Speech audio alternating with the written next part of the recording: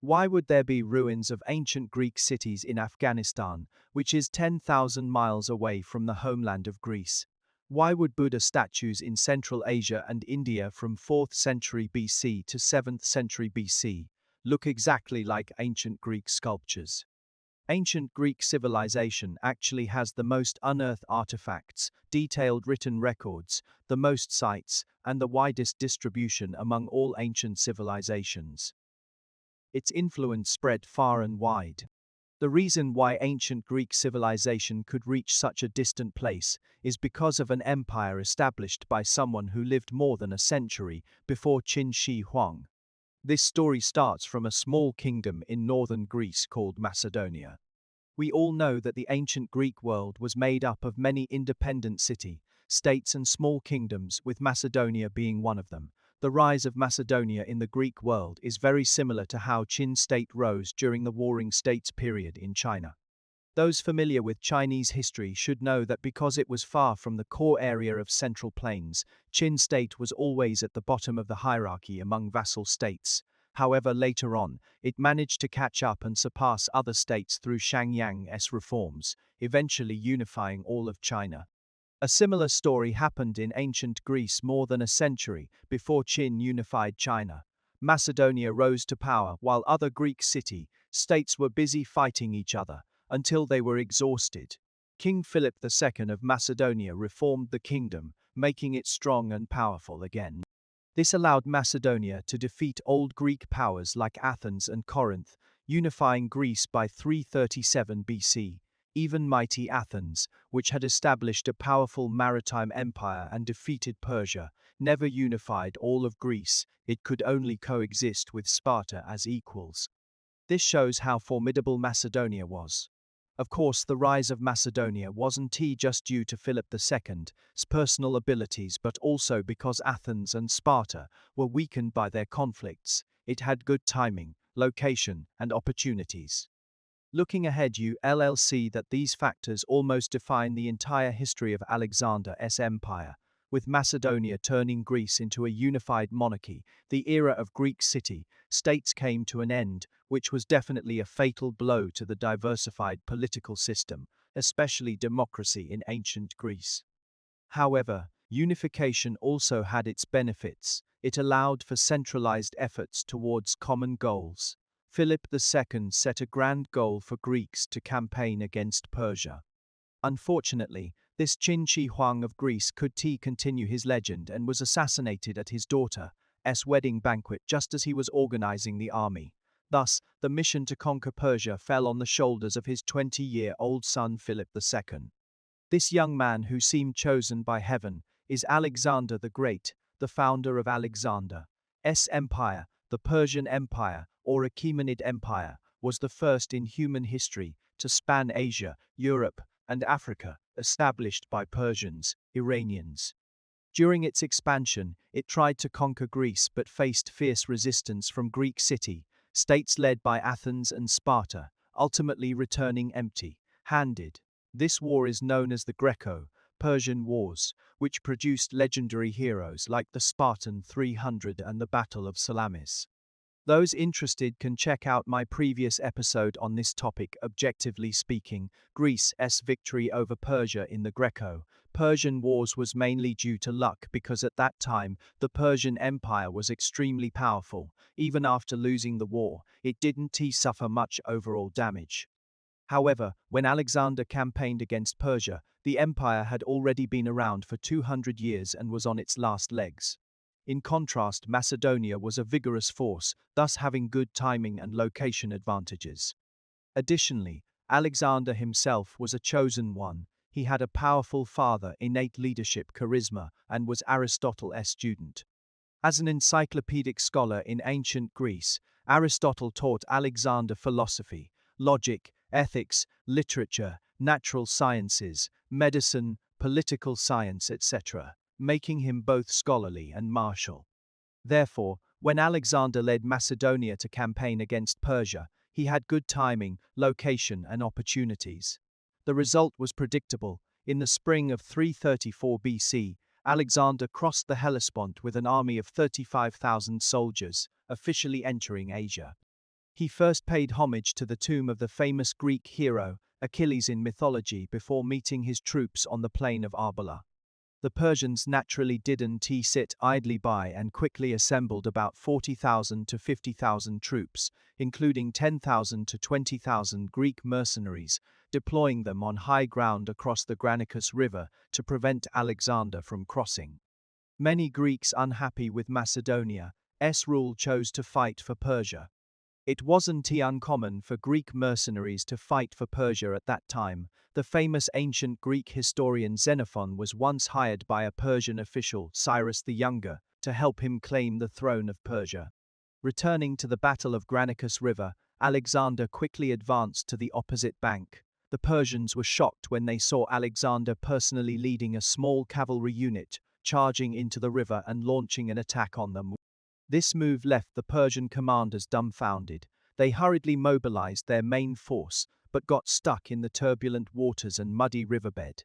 Then, due to Alexander's charge, successfully lured the Persian main force, allowing Alexander's Macedonian army to advance unhurriedly.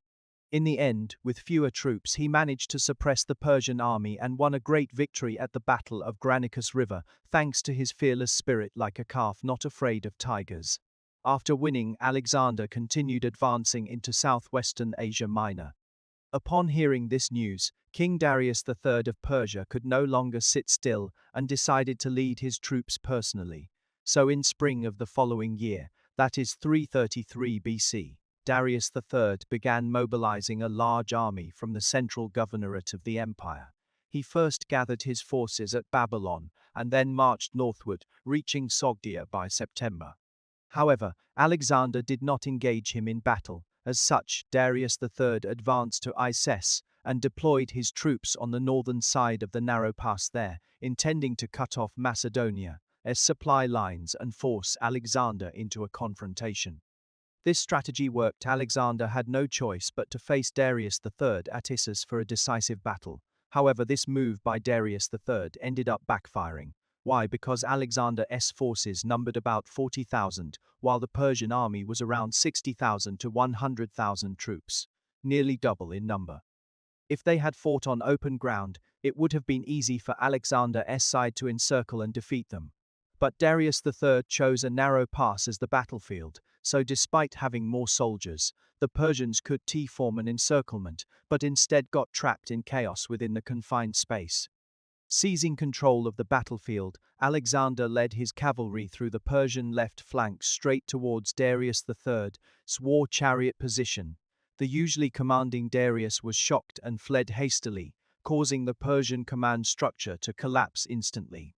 Thus, Alexander won another great victory at Issus, capturing Darius' camp and seizing his female relatives, including Queen Statira, Princess Statira, II, and Bagoas. To establish himself as a liberator, Alexander treated these women with utmost respect, maintaining their royal status and treating them like family members. He honored the Queen Mother as if she were his own mother, and relocated the princesses to Susa for Greek education while promising future dowries. This earned him widespread support among conquered peoples, so when he marched south into Egypt in 332 BC, Egyptians under Persian rule rebelled against their overlords. The Egyptian governor Mazaces surrendered without a fight upon seeing this. Thus, Alexander took control of Egypt bloodlessly and was warmly welcomed by its people. There, he underwent the traditional Egyptian coronation ceremony to become pharaoh and personally planned and named Alexandria, which remains one of Egypt's second largest cities today. From then on, wherever he conquered, Alexander established an Alexandria city as a center for economic and cultural activities, spreading Greek culture, language, systems, and architectural styles across regions. Over the centuries, these cities continuously connected the West to disseminate Greek civilization, such as Alexandria's in modern-day Afghanistan and Uzbekistan, Tajikistan. This is why ancient Greek civilization could reach so far. Returning to Alexander's conquests in 331 BC with 40,000 infantry and 7,000 cavalry, he advanced further into the Eastern Persian Empire, by now half of Persia was under his control. Darius III had no choice but to throw everything at this point, amassing around 100,000 to 200,000 troops on open ground in Gaugamela plains for a decisive battle against Alexander. He even leveled the terrain to create tracks for war chariots.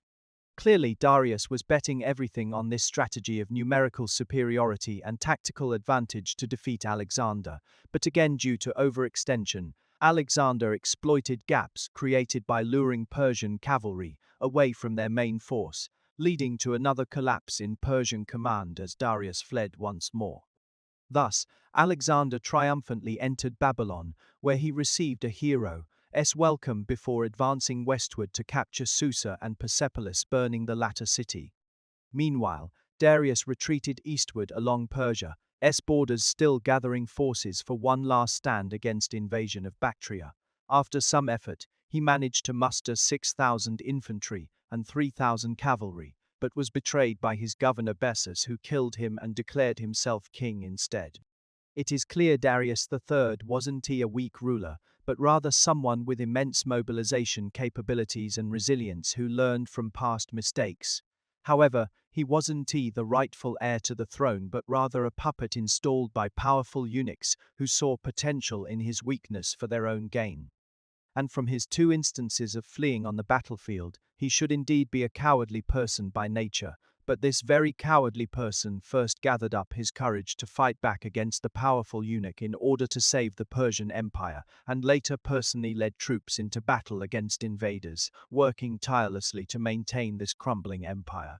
It is really quite difficult for him. Unfortunately, he didn't have the advantage of timing or location from the start, and militarily speaking, he was merely diligent but mediocre. When faced with Alexander, who had a protagonist aura, there was nothing he could do but be crushed, so both classical historians and modern ones feel sympathy towards him.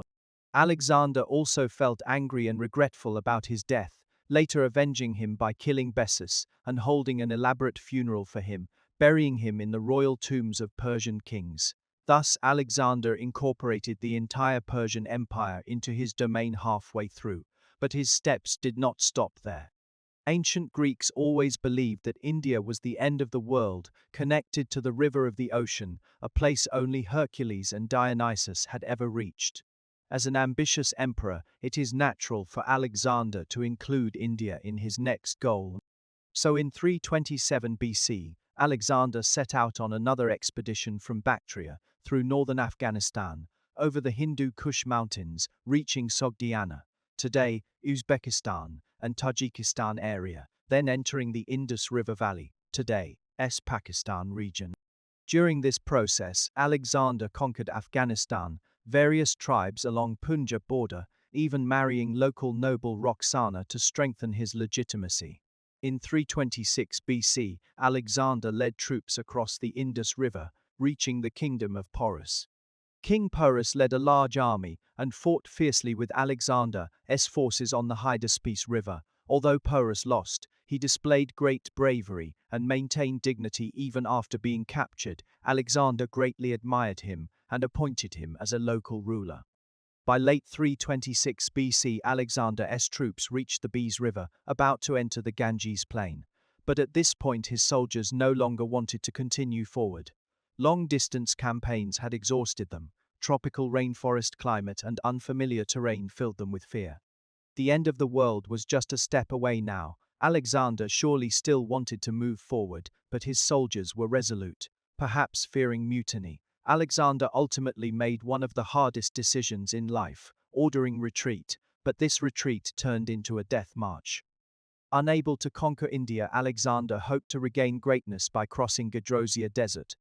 However, he greatly underestimated nature, how harsh desert conditions led to thousands of soldiers dying along the way, corpses littering everywhere. After enduring immense suffering, the army finally returned to Babylon in 324 BC, marking the end of Alexander's campaign.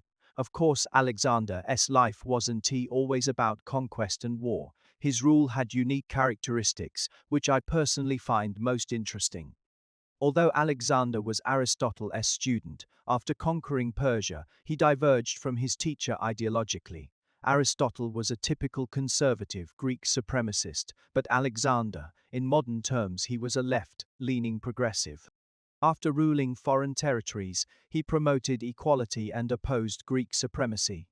Not only did he lead by example by marrying three Asians, Darius III's daughter Stara, Parysatis, and Bactrian noble Roxana, but also organized a mass wedding in 324 BC, pairing Greeks with Persians. Reportedly, over 10,000 couples got married at once. He was an advocate of diversity, creating a diverse government by appointing many non-Greek officials, even implementing dual governorship systems in some provinces where both Greek and Persian governors were required. He also made his army diverse, allowing captured Persian commanders to continue serving as officers, while initiating the Oriental Youth Soldier Program to train young Persians for military service. Alexander actively promoted inclusiveness, incorporating religions of various ethnicities into Greek mythology, like this statue of Zeus Ammon, a fusion of ancient Greek Zeus and Egyptian Ammon.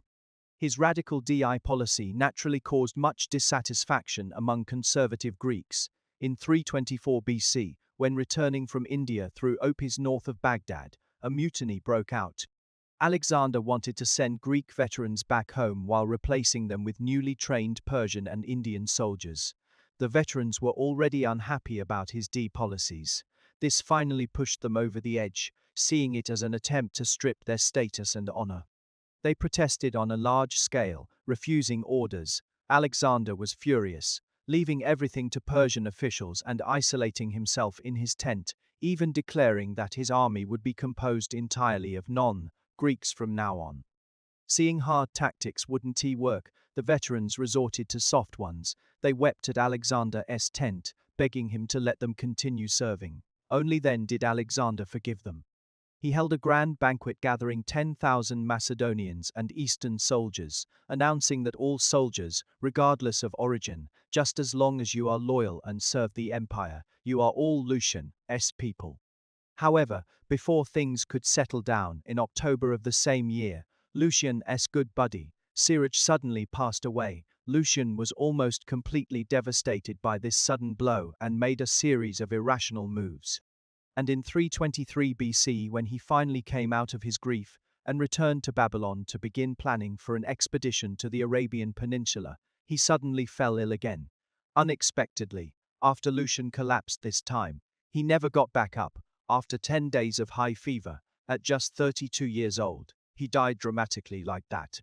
And since Lucian didn't designate a successor when he died, and his only son Alexander IV hadn't even been born yet, the vast empire suddenly plunged into chaos over the struggle for succession. The war among his generals to claim their own territories is known as the Wars of the Diadochi. Eventually, Lucian's subordinates all declared themselves kings and divided up the empire, ushering in a new era. Overall, due to its extremely short duration, the empire of Alexander clearly cannot be considered a successful political entity. But there is no doubt that it was an important historical engine in human civilization, because it was precisely this empire that first achieved a real meeting between East and West, sowing seeds for later world configurations. Therefore, the empire of Alexander is like a bolt of lightning slicing through the ancient world. Although brief, it illuminated another possibility to the world at that moment, illuminating humanity's imagination about globalization, ethnic integration, and transcending oneself.